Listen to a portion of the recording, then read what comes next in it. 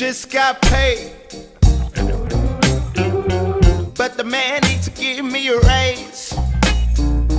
Need to work,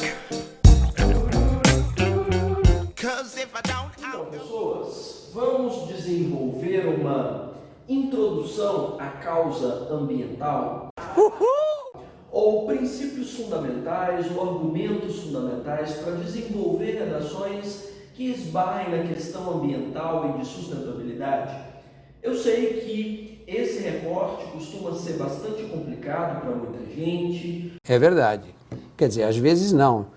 Para conseguir tecer uma argumentação de qualidade, então eu estou com o propósito de fazer uma primeira discussão, nesse instante agora, que possa abarcar argumentos fundamentais e chave para que você empregue na maioria dos textos que esbarrem alguma causa ambiental e depois, com o passar do tempo, nós conseguimos desdobrar recortes mais específicos sobre cada uma das pautas ambientais, de aquecimento global às tragédias ambientais vinculadas à ação antrópica. Mas eu acredito que dê para levantar um arcabouço teórico para você usar para tudo. A questão ambiental ainda está no radar dos temas mais prováveis em boa parte das provas. Não se esqueçam de que 2020 começou com um incêndio de proporções catastróficas na Austrália, que o desmatamento na Amazônia é galopante, cada vez mais grave e, obviamente, o contexto de pandemia com o qual nós estamos tendo contato nesse instante tem relação direta com o quadro ambiental em desequilíbrio no século XXI. Então, a minha intenção é lançar uma luz sobre essas discussões. Nós podemos considerar que boa parte desse debate a respeito de sustentabilidade é extremamente novo, assim como boa parte das pautas políticas que defendem algum nível de equilíbrio social. Todas essas discussões, na verdade, têm debate começado no século XX dentro dos movimentos de contracultura. Acho que eu já citei esses movimentos de contracultura para vocês várias e várias vezes, quando a gente tratou sobre debates minoritários, sobre questões envolvendo desenvolvimento da sexualidade, do entendimento do corpo, debates sobre liberdade. Tudo isso tem o seu nascimento nesses movimentos de contracultura. Entendam que contracultura nada mais é do que um questionamento profundo e progressivo em relação à ordem estabelecida.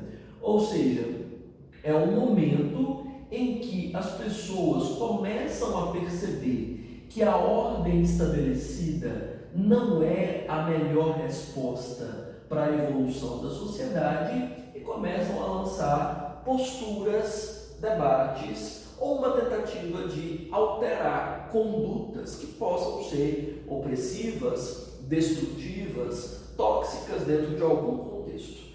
No que diz respeito à questão da sustentabilidade, já havia uma percepção clara a respeito do acúmulo do impacto ambiental produzido desde a primeira Revolução Industrial no século XVIII.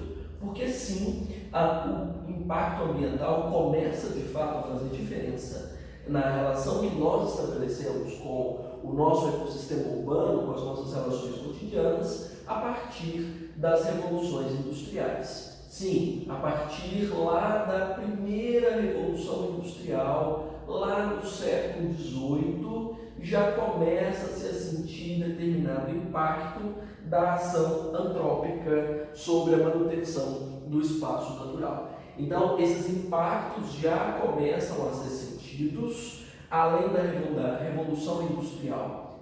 Mas eu estou bem, estou escrevendo tudo errado.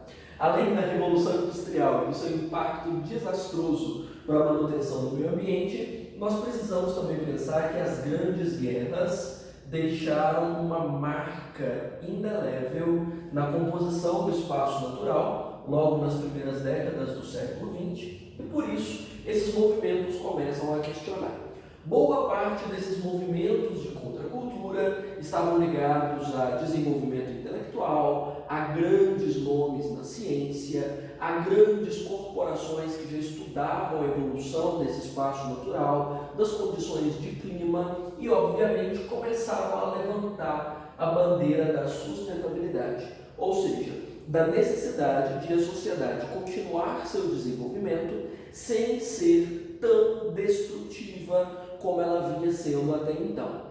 Entendam que sustentabilidade não significa preservação completa do espaço natural, até porque isso é um tanto quanto utópico, se nós pensarmos na dimensão que nós temos em termos econômicos, de espaço urbano e tudo mais. Então não vinha esse sonho deslumbrado de vamos manter o espaço natural intocado. Em momento algum falou-se disso, mas com a defesa de continuar o desenvolvimento humano, as ações antrópicas, sem que elas fossem tão perniciosas, tão destrutivas para o espaço natural, de modo inclusive que a nossa vida não estivesse em risco dentro dessas movimentações, né? Inclusive aqui dentro desses movimentos de contracultura e do que eles fomentaram, eu acredito que a Eco 92 foi uma das primeiras grandes conferências a tratar da questão do clima e da questão do desenvolvimento humano e do equilíbrio ambiental e praticamente abriu um circuito gigantesco de debates, de envolvimento de grandes autoridades, de grandes nomes da ciência e popularizou o termo sustentabilidade para o mundo todo. Ou seja, foi a partir dos anos 90 que o mundo começou a conhecer o debate sobre preservação do meio ambiente. Até então a maioria das pessoas não tinha nem noção a respeito disso ou sobre os impactos que produziam para o espaço natural. Começa aqui. O assunto começa a chegar para nós nesse momento. E aí, obviamente, você já deve estar associando que todo esse movimento ambientalista por preservação e tudo mais tem razão de não ter funcionado até agora, ou pelo menos dá para entender por que não funcionou até agora. Vejam os momentos em que nós estamos discutindo. O assunto só chega a ser popular no mundo nos anos 90 do século XX. Ou seja, esse debate tem ali pouco menos de 30 anos. Não houve tempo hábil ainda dentro da nossa composição de sociedade para entender a relevância da pauta ambiental.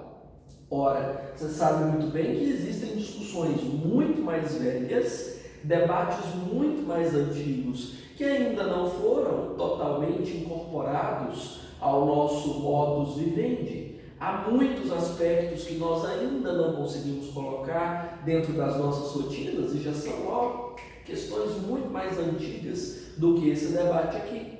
Então significa que, vamos dizer que houve um alerta para essa situação, porém um alerta muito tardio.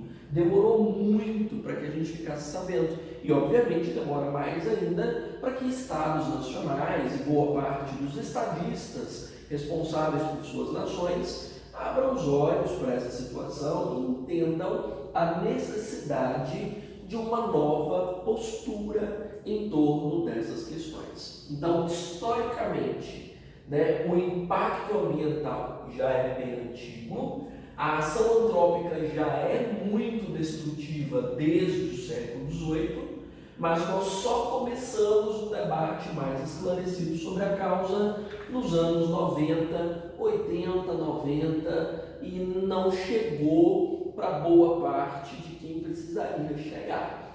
Não chegou para nós, que precisamos colocar a causa como séria. No contexto brasileiro, especificamente, há outros recortes históricos que tornam esse debate ainda mais complicado. Entendam que dentro do cenário brasileiro, dadas as nossas condições de clima, os biomas que fazem parte do nosso território, não há uma perspectiva muito clara desse processo destrutivo. Eu já tenho usado essa concepção para justificar outros temas e outras abordagens pela grande praticidade dessa linha argumentativa, que nós desenvolvemos uma percepção do Brasil de, digamos, prosperidade, de perenidade dos recursos naturais e de linearidade histórica, ou seja, nós não entendemos dentro do nosso maravilhoso clima, das nossas terras extremamente produtivas e dos nossos biomas extremamente diversos e ricos, que havia uma necessidade de preservação. Então, digamos que nós desenvolvemos, uma memória coletiva que entende esse Brasil como edênico, como jardim do Éden na terra, próspero, rico, abençoado por Deus, bonito por natureza. Não é assim? Então, nisso não surge a preocupação, o entendimento de que pode acabar, de que nós vamos sofrer com as carências, de que o alimento pode não chegar na mesa porque as terras podem perder fertilidade, de que boa parte de nós não pode sobreviver a mudanças drásticas do clima porque a nossa condição humana não vai suportar, de que milhares de vetores, doenças, vírus, bactérias podem sofrer mutações nunca imaginadas e podem ameaçar toda a sobrevivência da espécie humana.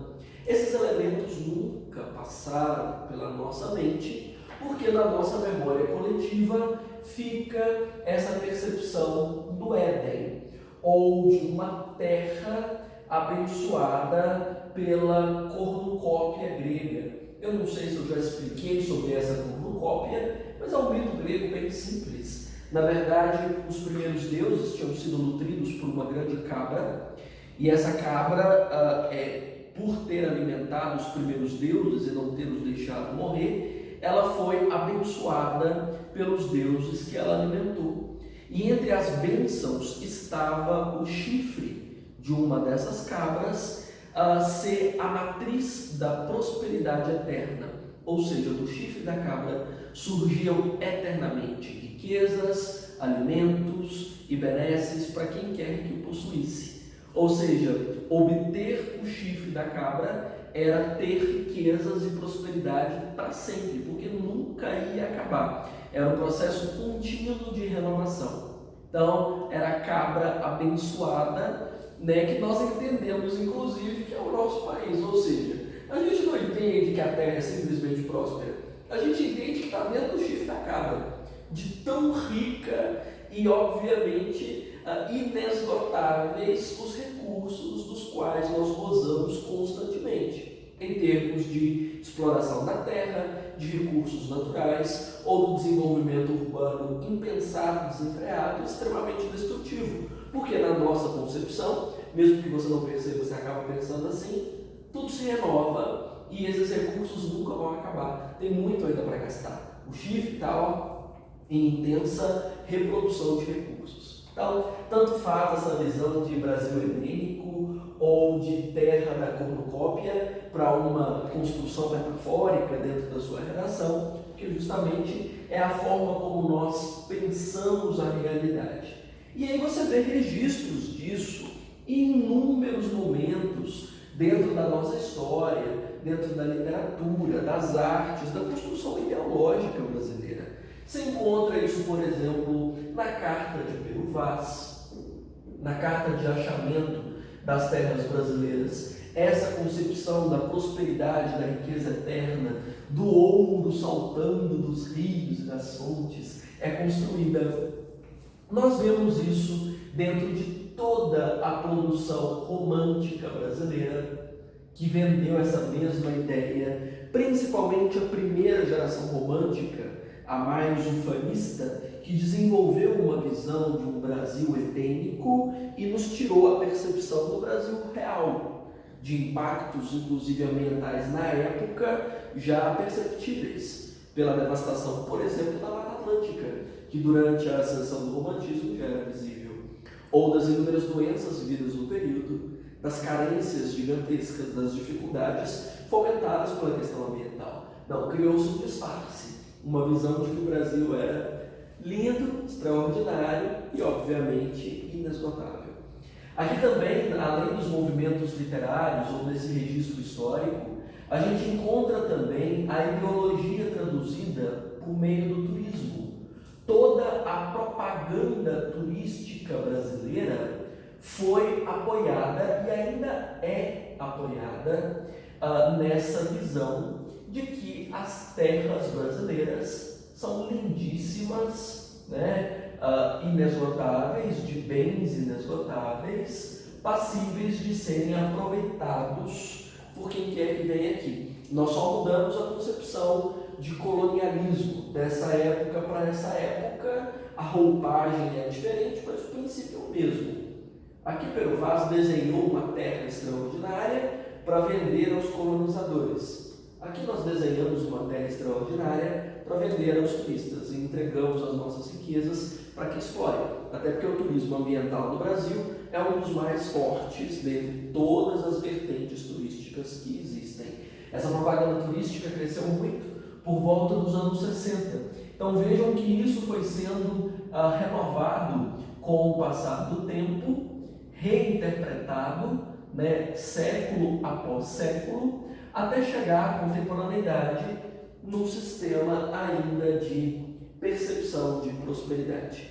Nisso os níveis de exploração obviamente se tornam muito maiores, nisso o desenvolvimento industrial sobre a terra torna-se mais inconsequente e, claro, o nosso comodismo na crença de que está tudo bem, a terra é linda, maravilhosa, permanece reinando na nossa concepção.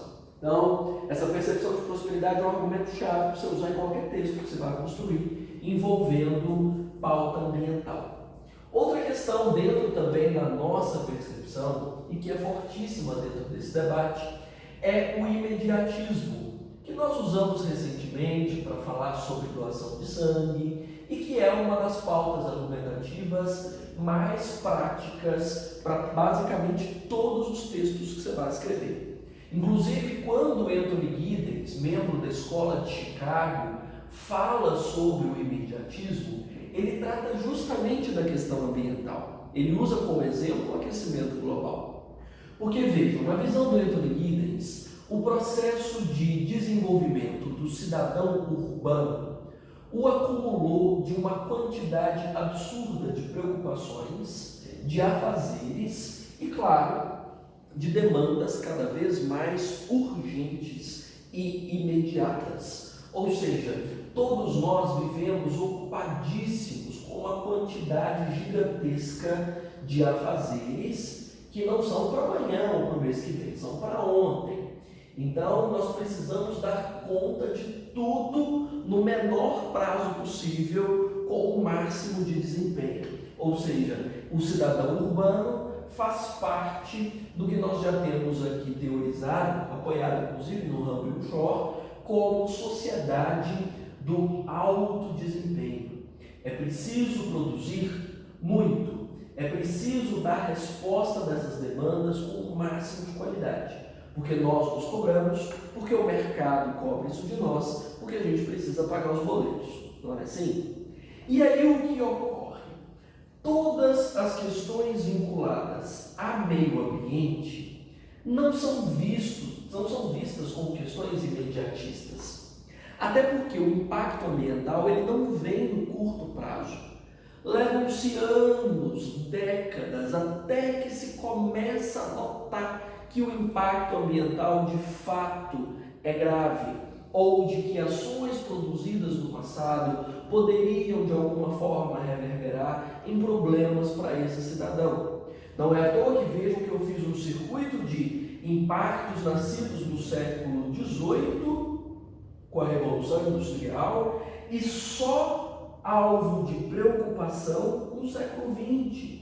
Demorou muito, por exemplo, para que a Revolução Industrial lá na Grã-Bretanha, lá na Inglaterra, gerasse, por exemplo, a Great Smog nos anos 60, quando Londres ficou coberta por mais de uma semana com uma espessa neblina tóxica, porque a fumaça das indústrias se misturou à neblina no período e matou várias e várias pessoas durante o reinado, os primeiros anos de reinado da senhora Elizabeth, que está no poder até agora. Olha quanto tempo levou. E eu estou citando a Grã-Bretanha porque foi, de fato, o berço da primeira Revolução Industrial. Levou 2 séculos para que notassem que a produção industrial irrefreada, inconsequente, poderia matar milhares de pessoas. Então, não é uma demanda imediata. As questões de meio ambiente são, na verdade, demandas de médio e longo prazo. E como nós estamos atordoados com a quantidade de coisa que a gente precisa fazer, obviamente não sobra tempo para nós nos dedicarmos a essas demandas de médio e longo prazo. Nós vamos nos preocupar com o agora, só o agora. Então significa que para nós não existe, no nosso entendimento mesmo de sociedade, de realidade, dentro das nossas obrigações cotidianas, dentro das escolhas que nós fazemos, não sobra muito espaço para preocupar com essas coisas de médio e longo prazo, que vão alterar diretamente a nossa relação de consumo, que vai alterar drasticamente os nossos hábitos domésticos, que vai demandar mais tempo que inclusive a maioria de nós nem tem, dentre as grandes demandas de uma sociedade de alto desempenho. Então significa que essa sociedade vai dar atenção só a essas demandas imediatas. Então é um foco maior no agora, e essas coisas que nem são vistas com impacto tão grande no imediato são deixadas para amanhã, para depois, para o mês que vem, para o ano que vem, quando a gente tiver tempo e quando for necessário cuidar disso. Ou seja, nunca, né? Então, essas questões nunca entram nas nossas obrigações. Então, soma-se essa ausência de percepção de prosperidade ao nosso velho imediatismo de guerra.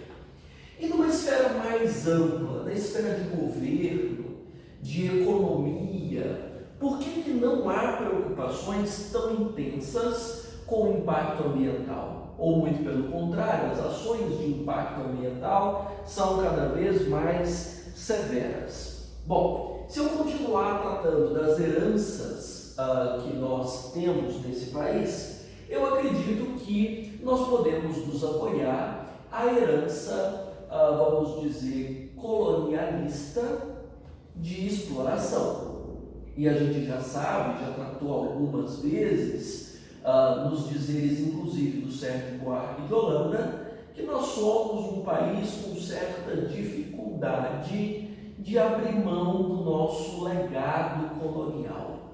Ou seja, em vez de nós aprendermos com a história, nos renovarmos a partir dela e inventar um novo jeito de viver em sociedade mais sensato, mais cuidadoso e mais realmente próspero e não destrutivo, nós estamos, na verdade, repetindo o passado em ciclos cada vez mais fechados de autodestruição, infelizmente. E entre essas heranças colonialistas, obviamente, a terra é vista como, vamos dizer, um objeto que deve ser explorado e deve ser transformado em riqueza.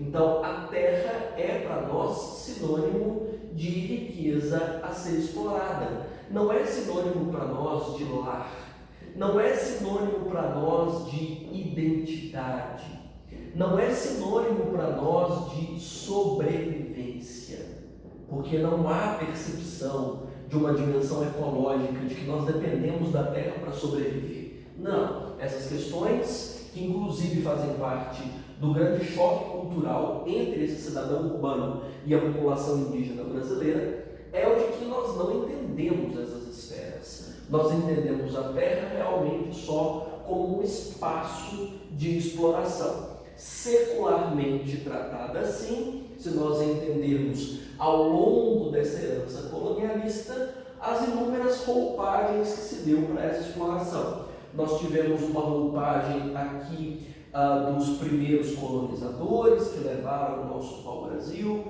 e que depois estruturaram a terra para o primeiro ciclo econômico que se instalou aqui, o ciclo da cana. Nós entendemos aqui que o processo inicial de formação das capitanias hereditárias foi a primeira roupagem para esse circuito de exploração. Depois das capitanias hereditárias, nós podemos entender que o coronelismo foi a segunda roupagem que nós demos para isso, para a estrutura de poder ainda exploratória.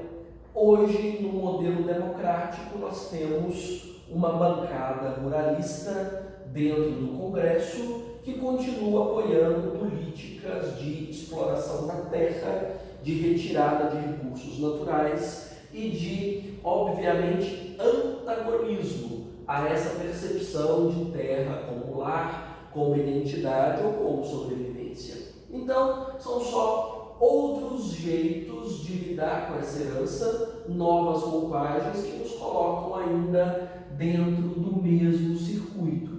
Dá então para você entender muito bem por que as nossas leis ambientais não são tão eficazes. Porque o nosso Código Florestal é meio que, digamos, só representativo, ele não é efetivo na preservação do espaço natural.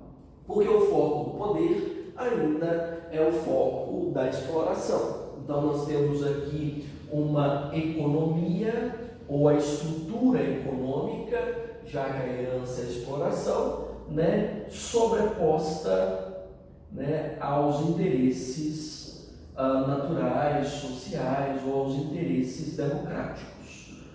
Acredito que, inclusive, se você pegar aí uns 10 minutos para acompanhar as pautas políticas do momento, você vai ver esse valor aqui reproduzido de inúmeras formas diferentes. Enriquecer nesse país é muito mais importante do que sobreviver. Enriquecer nesse país é muito mais importante do que proteger a vida. Pesado isso, né? Eu sei que é, mas é um momento político histórico que nós estamos reproduzindo há mais de 500 anos. Agora, talvez, só com um pouco mais de coragem para assumir a nossa necropolítica, a habilidade de matar em nome da economia, Mas é um valor histórico que nós permanecemos construindo já há muito tempo. Além dessa herança colonialista, de exploração, que está na base do que a gente faz em relação ao nosso espaço natural, nós podemos considerar também, nesse eixo político e econômico, a força da lógica de mercado. Porque a lógica de mercado é cruel e ela é posterior, na verdade, a essa dinâmica colonialista e até mais ampla, porque ela não diz respeito só à realidade brasileira, já que eu levantei aqui alguns recortes da nossa história social, As capitanias hereditárias do século XVI em diante, o coronelismo com grande força no século XIX até agora, que os coronéis estão aí, gente? E a bancada ruralista estabelecida no século XX com a redemocratização. Ou até antes disso, na verdade, já havia bancada ruralista no Congresso desde Vargas. Sim, desde Vargas. É uma das bancadas mais antigas do Congresso, Bom, além desse laço histórico na formação brasileira, a lógica de mercado intensifica. Porque nós vivemos num momento em que é preciso dar respostas para o mercado. Essas respostas vêm de duas grandes formas hoje. A primeira é a imagem que a empresa constrói junto ao seu mercado consumidor. Essa imagem é fundamental para que haja o dinamismo do mercado e para que ele possa sobreviver junto aos seus concorrentes e, obviamente, a lucratividade. Hoje, essa imagem está muito associada à responsabilidade social e ambiental. Ou seja, boa parte das empresas, para conseguir, vamos dizer, vender, para conseguir ganhar credibilidade junto ao seu mercado consumidor, ela precisa vender uma imagem de responsável social e ambientalmente. Mas vejam que eu estou falando sobre uma imagem, não necessariamente sobre ações. Então, há um esforço muito grande de boa parte dessa lógica de mercado de construir um simulacro de sustentabilidade, uma imagem de socialmente responsável, de ecologicamente responsável, mas não necessariamente a produção disso. Qual é o problema desse parecer ser, desse simulacro sobre essa situação? Impede que nós vejamos realmente quem está explorando. Quais empresas são mais devastadoras para a preservação do meio ambiente ou para a manutenção de dignidade para os seus trabalhadores, pelo uso de matéria-prima conseguida de forma menos tóxica, que não seja agressiva para o meio ambiente e para os consumidores também. Então nós não ficamos sabendo mais. É feio tratar disso, é feio trazer os aspectos exploratórios com transparência, então eles são camuflados por trás de uma imagem de responsabilidade social e ambiental. Nós só ficamos sabendo de alguma coisa quando existem denúncias. E as empresas, obviamente, são muito boas em criar o disfarce, né, de camuflar que haja qualquer nível de exploração. Então, isso dificulta hoje, em vez de ajudar. Grandes empresas, por exemplo, quando se trata, suponhamos, de responsabilidade ambiental, já que é o alvo dessa discussão. Vocês devem lembrar, não sei se vocês lembram, que todas as campanhas da Vale do Rio Doce, desde quando ela era uma estatal, isso lá nos anos 90, na primeira metade dos anos 90, veio apoiada em preservação de meio ambiente, em recuperação de matas nativas, em apoio à conservação das nascentes de água e tudo mais. Nossa, sempre foi lindo. Me lembro dessas propagandas lá em 94, 95, quando a Vale ainda era uma estatal. Olha o que aprontaram. Muito responsável, né? Muito responsável. Até hoje, as cidades afetadas pela lama da responsabilidade deles não puderam ser salvas. Até agora as famílias estão sem condições de se reerguer. Imaginem como essas famílias estão hoje, né? Afetadas por duas grandes tragédias, né? Pela tragédia da Vale e pela atual tragédia da pandemia no Brasil. Cadê a responsabilidade? Então ficou camuflada, e quando há camuflagem, não existe, nesse caso, a cobrança social ou a ação de empresas, órgãos de pesquisa que possam interferir nesse movimento, ou fiscalização, mesmo que a lei seja pífia e funcione pouco, porque a gente não tem uma herança política que permita leis muito fortes em termos ambientais. Então, isso é dificílimo na dinâmica de mercado, você conseguir entender quem são os culpados. E aí, olha que bonito, transfere a culpa para nós. Nós é que gastamos água demais quando escovamos os dentes, lavamos as calçadas. Nós é que poluímos demais com os nossos carros na rua, indo para o trabalho. Nós é que poluímos demais comprando muito plástico, comprando muito produto que não seja biodegradável. Transferem para nós uma responsabilidade que é, na verdade, dessa dinâmica de mercado altamente destrutiva. Na verdade, nada do que nós façamos de impacto ambiental é mais destrutivo do que o que essas empresas operam. E nós nem ficamos sabendo, porque tudo que eles fazem em termos desse impacto destrutivo, pernicioso para nós, para a nossa condição e para a preservação do meio ambiente, é disfarçada, camuflada, revestida nesses simulacros propagandícios que nós vemos nas redes sociais, do que eles vendem nas propagandas fofas deles, e nós acreditamos que está tudo certo, está tudo lindo, e continuamos dando biscoito para essas empresas, comprando seus produtos, né? E claro, a dinâmica de lucratividade também é um campo dificílimo para se debater a questão ambiental, até porque existe uma espécie de corrida por quem ganha mais, né? Ou seja, a lucratividade faz parte, vamos dizer, da base da competitividade. Para quem ainda não se lembra, a competitividade é uma das matrizes da lógica neoliberal. Não existe neoliberalismo sem um entendimento de competitividade. Ou seja, as empresas precisam brigar para ver quem vai sobreviver no mercado. O que designa a sobrevivência? quanto ganham. Então, para que haja crescimento econômico constante, elas vão tentar margens de lucro, custe o que custar. É para ofender pessoas? Vamos. Representa lucro? Maravilha. É para devastar áreas ambientais antes intocadas? É lucro? Vamos.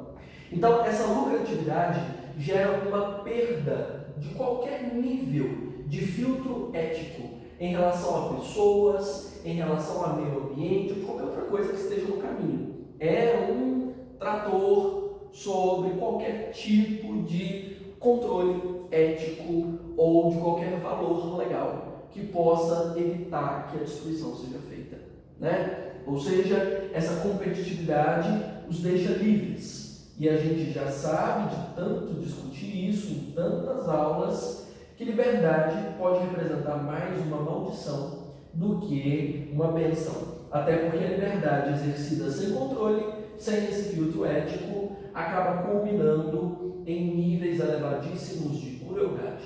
Quem fala disso é Immanuel Kant, num conceito que nós já levantamos aqui como mal radical.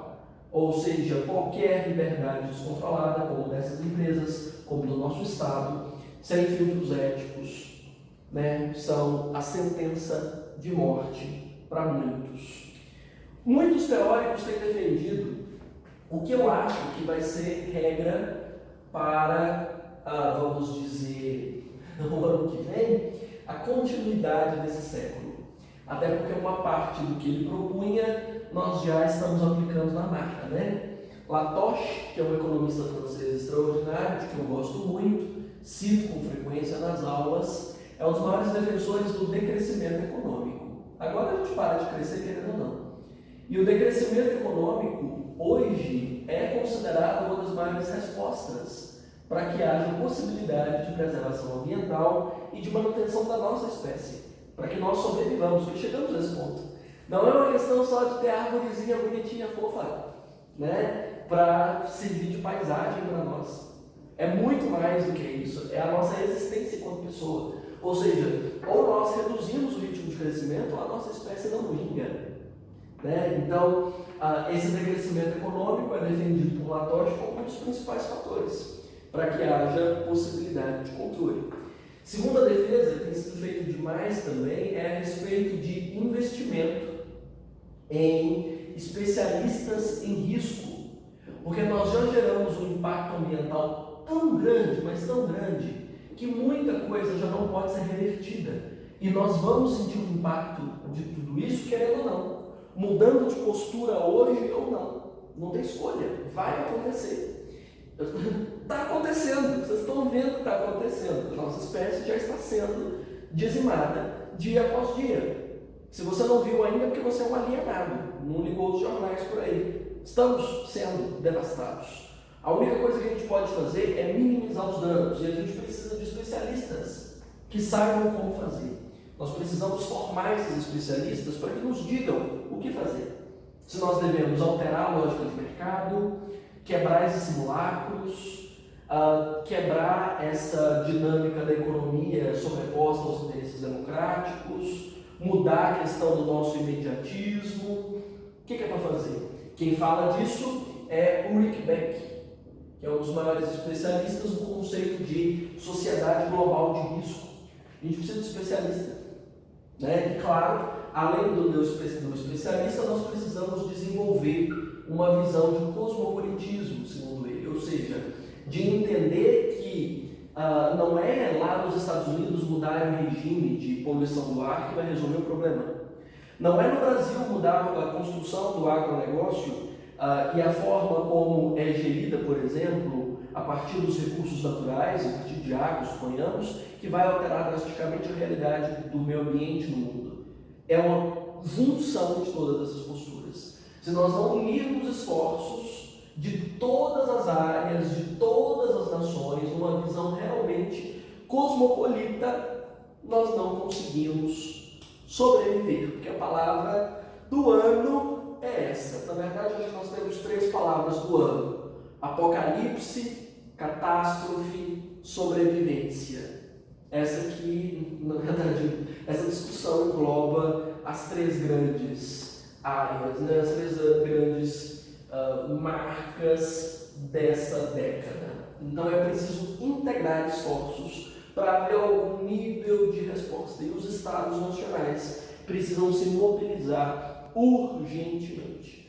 Então, para a preservação ambiental é muito mais do que não jogar lixo no chão ou não torrar água sem necessidade. É muito mais do que isso. É votar certo, escolher bem as nossas lideranças, para que talvez essas lideranças possam integrar modelos de decrescimento econômico, investir em especialistas e em ciência e integrar as suas áreas e os seus esforços a outros esforços fora daqui, para que haja algum nível de possibilidade de contornar o apocalipse, né? Então, Just got paid, vamos de Mad Max. but the man needs to give me a raise. Need to work,